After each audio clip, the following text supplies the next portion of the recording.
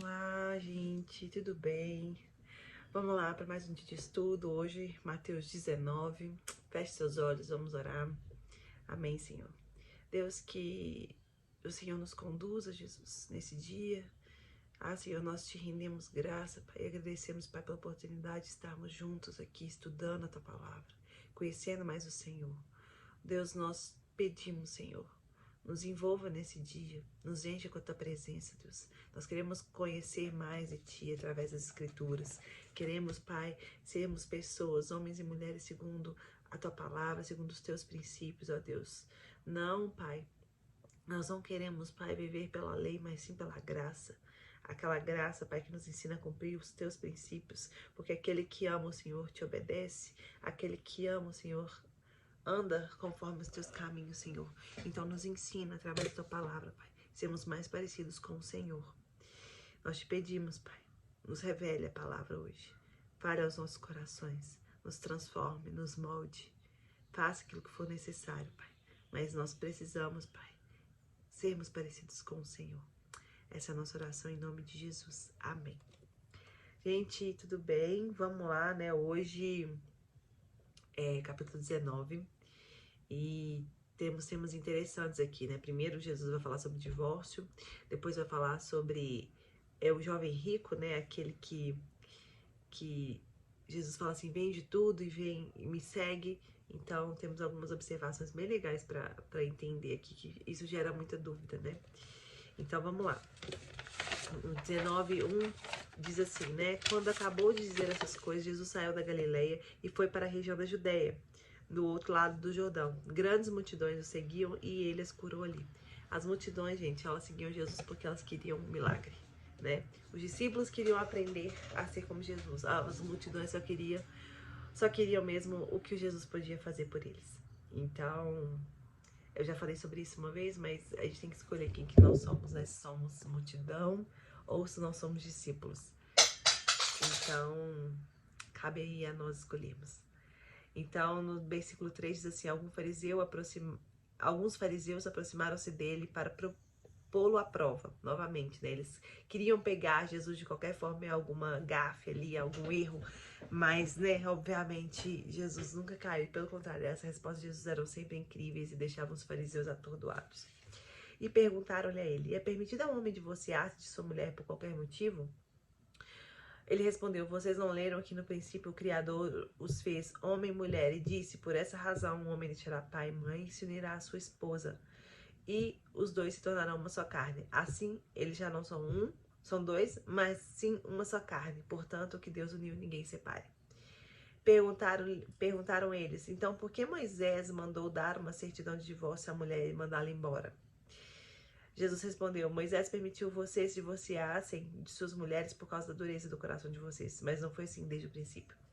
Aqui ele estava ensinando para os fariseus o sentido de assim, naquela época existiam duas vertentes judaicas. Uma dizia que só podia separar em caso de infidelidade. A outra dizia que por qualquer motivo as pessoas podiam se divorciar. Aqui Jesus fala assim, nenhuma nem outra. Na verdade, Deus fez o homem e a mulher para ser uma só carne que não houvesse separação. Porque o que Deus uniu o homem não podia separar. Só que o plano original de Deus seria isso, né? E qualquer coisa contrária a isso, né, envolveria pecado. Então, o plano original de Deus, gente, não tinha pecado. Por isso, Deus falou assim, quando o homem e a mulher quando o homem e a mulher se casar, eles vão se tornar um e ninguém vai separar, porque esse é o plano de Deus. Porém, o pecado entrou. Então, o pecado impede que a gente viva os planos perfeitos de Deus. E isso em qualquer área da nossa vida, né? Assim como no casamento, como em qualquer área. Deus tem um plano perfeito para nós. O plano original era um, mas quando o pecado entrou, todas as coisas mudaram. Então foi necessário que realmente que viesse a lei para regularizar, né? Esse comportamento, né, pecaminoso do homem. Por isso que Moisés, né, fez a lei. Mas é que, continuando, diz assim, eu lhes digo que todo aquele que se divorciar de sua mulher, exceto por imoralidade sexual, se casar com outra mulher, estará cometendo adultério. E aqui, continuando, ele fala assim, os discípulos disseram, se essa situação entre o homem e sua mulher, é melhor não casar. Jesus respondeu, nem todos têm condições de aceitar essa palavra, somente aqueles a quem isso é dado. Alguns são eunucos. Eunucos é aquela pessoa que nunca casou, né? Tipo, que ela não tem nem pra homem, nem pra mulher, enfim, ela é uma pessoa meio que assexuada, assim, podemos dizer. Porque nasceram assim. Outros foram feitos assim pelos homens. Outros ainda se fizeram eunucos por causa do reino dos céus. Quem puder aceitar isso, aceite. Ou seja, né, os discípulos falam assim, é melhor não casar, mas aí Jesus fala assim, nem todos são prontos para não casar, mas tem pessoas que foram chamadas para isso, outras escolheram isso, né? E aqui falando, né, da lei, aqui mostra também que a lei, quando os fariseus eles se vangloriavam demais por cumprir toda a lei, Jesus mostra, falando disso, que a lei não é o padrão mais elevado de santidade, pelo contrário, o padrão mais elevado de santidade é aquilo que Deus fez no princípio. Isso sim, a lei veio para regular depois que o homem tinha pecado, ou seja, Deus não queria que fosse assim. Então, o que a gente tem que entender é que nós não nos tornamos santos por cumprir toda a lei, pelo contrário, o que nos aproxima mais de Jesus é cumprir todo o propósito de Deus, todo o princípio, tudo aquilo que Deus estabeleceu no princípio, né? Então, sermos mais parecidos com Jesus. É isso que nos faz mais próximos dele. E continuando aqui, né? Jesus as crianças, no versículo 13, diz assim, depois que trouxeram crianças a Jesus, porque eles para que lhe impusesse as mãos e orasse por elas. Mas os discípulos os repreendiam. Então disse Jesus, deixe vir as minhas crianças e não as impeçam, pois o reino dos céus pertence aos que são semelhantes a ela. Depois que lhe impor as mãos, partiu dali.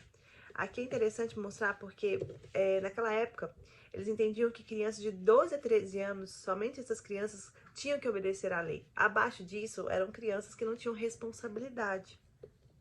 E aqui, quando Jesus fala, deixe vir as criancinhas, pois o reino dos céus pertence aos que são semelhantes a elas, porque quando as crianças são abaixo de 12, 13 anos, ali elas não relacionavam com Deus através da lei, mas sim pela graça, né? Então, Jesus nos mostra que nós devemos relacionar com Ele não pela lei, mas pela graça, assim como essas crianças, né? Porque os filhos de Deus respondem à voz de Deus, em vez de viver debaixo de uma regra, né? Então, é muito mais fácil a gente obedecer a Deus, cumprir tudo aquilo que Ele nos pede para fazer, do que viver embaixo de uma regra que diz assim, não faça isso, não faça aquilo. Pelo contrário, nós deixamos de fazer por amor a Deus, por tamanha graça que nós recebemos. Isso é algo profundo que a gente tem que entender, que quando a gente começa a andar por princípios, começa a andar por aquilo que Deus nos pede para fazer, ouvindo a voz dele, nós não vamos precisar de obedecer lei, né? É lindo isso, porque a gente anda conforme a graça de Deus. E continuando aqui, quando falou daquela parte também, gente, quando o que Deus uniu, o homem não separa, aqui estava dizendo, não é que o homem não pode separar, mas o que estava dizendo é que naquela época existiam cortes eclesiásticas que elas definiam quem podia separar, quem não. O homem que dava a carta para qual mulher, se dava para uma mulher e se não dava para uma mulher uma carta de divórcio. Então, aqui naquela época, realmente os homens que faziam o divórcio, a separação. Então, Jesus estava falando também que nesse âmbito, quem define é o homem e a mulher, né? Não tem que um terceiro falar o que deve fazer ou não. Então, continuando aqui, do jovem rico, né? O versículo 16. Eis que alguém se aproximou de Jesus e lhe perguntou, mestre, que farei de bom para ter uma vida eterna? Aqui ele já vem com o pensamento errado, porque ele falou, o que farei para ter uma vida eterna? Na verdade, nós alcançamos a vida eterna não é pelo que nós fazemos, mas pela graça de Jesus por nós. Então respondeu-lhe Jesus, por que você me pergunta sobre o que é bom? Há somente um que é bom. Se você quer entrar na vida, obedeça os mandamentos. Mais uma vez, né? Falando dos mandamentos. E aqui ele diz assim, quais? Jesus respondeu, não matarás, não adulterarás, não furtarás, não darás falso testemunho, honra teu pai e tua mãe e amarás o teu próximo como a ti mesmo. E ele falou assim, a tudo isso tenho obedecido, o que mais me falta? Jesus respondeu, se você quer ser perfeito, vá vendo seus bens e dê o dinheiro aos pobres, e você terá um tesouro nos céus, depois venha e me siga.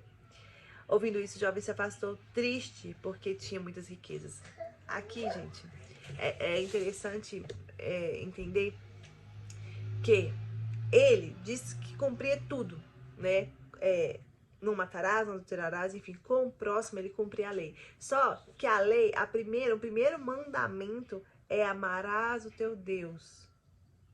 Então, o que estava demonstrando aqui é que ele era bom com os outros, mas quando fala assim, amarás o teu Deus é o primeiro mandamento, ele não estava cumprindo. Por quê? Ele amava mais a riqueza dele do que Deus. O problema, porque tem gente que usa muito essa parte da Bíblia para falar que a riqueza não é bom, ser rico não é bom, né? Quem é rico não vai herdar o reino dos céus. Não é isso. Porque o problema da riqueza aqui é porque ele amava mais sua riqueza do que a Deus. Então, não adianta nada ele cumprir todos os outros mandamentos, sendo que o primeiro ele não cumpria, que é amar ao Deus acima de qualquer coisa. Então, a gente pode ser justo, a gente pode ser bondoso, pode ser generoso com os outros, a gente pode ser uma pessoa perfeita, cumprir todos os mandamentos, mas se a gente não amar Deus primeiro, a gente já não cumpriu nenhum mandamento, porque esse é o primeiro. Então, aí ele ficou triste com isso, né? Então Jesus disse aos seus discípulos, digo-lhes a verdade, dificilmente um rico entrará no reino dos céus. Por causa disso, gente, pelo amor ao dinheiro. Não é porque ter dinheiro é ruim, mas é porque quando a pessoa às vezes tem muitos bens, ela coloca toda a sua segurança, todo o seu amor naquilo ali. E ao invés de usar aquilo ali como forma de fazer aquilo que Deus mandou, de abençoar outras pessoas, né, de cumprir. Porque se Deus te deu algo, é para você, mas também é para abençoar o próximo, né? Porque Deus coloca a semente na mão daqueles que semeiam. Então, não tem a ver com quem é rico não vai ser salvo. Não tem nada a ver com isso. Mas tem a ver com o coração. Aonde está seu coração? Se está nas riquezas, se está no Senhor. Né? Até porque é Deus quem dá todas as coisas. Aí ele diz assim, e lhes digo ainda, é mais fácil passar um camelo pelo fundo de uma agulha do que um rico entrar no reino dos céus. Ao ouvirem isso, os discípulos ficaram perplexos e perguntaram, neste caso, quem pode ser salvo então? Aí Jesus disse, para o homem é impossível, mas para Deus todas as coisas são possíveis. Ou seja, o homem mesmo ele não pode se salvar, mas para Deus todas as coisas são possíveis. Então Pedro lhes respondeu, nós deixamos tudo para seguir-te, que será de nós? Jesus lhe disse, digo-lhes a verdade, por ocasião da regeneração de todas as coisas, quando o Filho do Homem se assentar em seu trono glorioso, vocês que me seguiram também se assentarão em 12 tronos para julgar as 12 tribos de Israel. E todos os que tiverem deixado casa, irmãos, irmãs, pai, mãe, filho ou campos, por minha causa receberão 100 vezes mais e herdarão a vida eterna. Contudo, muitos primeiros serão os últimos e muitos últimos serão os primeiros. Aqui Jesus está mostrando que aquele que larga tudo e segue Jesus, ele não perde nada. Pelo contrário, ele terá uma grande recompensa. Além de receber 100 vezes mais, herdarão a vida eterna. E quando diz largar tudo, gente, às vezes não é literalmente largar tudo, mas é largar a sua velha natureza, é largar quem você era, largar a sua idolatria por pessoas, por dinheiro, por coisas, por emprego, por status, enfim. Então, tudo aquilo que você perder em nome do Senhor, pode ter certeza que você vai ser muito recompensado. Então vale a pena mesmo abrir mão, vale a pena renunciar seus desejos, seus prazeres momentâneos, vale a pena renunciar aquilo que Deus já falou que é para você largar. Vale a pena você largar até mesmo você mesmo, seu próprio ego, sua própria vontade, porque haverá uma recompensa para aqueles que largam tudo e seguem o Senhor. E Deus está falando, não é só a vida eterna, é 100 vezes mais. Então, creia que existe um bom plano para o Senhor. Quando o Senhor lhe pedir algo, gente, não demore a obedecer, porque saiba que o Senhor vai te dar infinitamente mais. Infinitamente mais, você vai desfrutar de uma vida muito plena, muito honrosa, muito boa, porque a vontade dele é boa, perfeita e agradável para nós. Amém? Então essa é a palavra de hoje, que Deus abençoe seu dia, em nome de Jesus.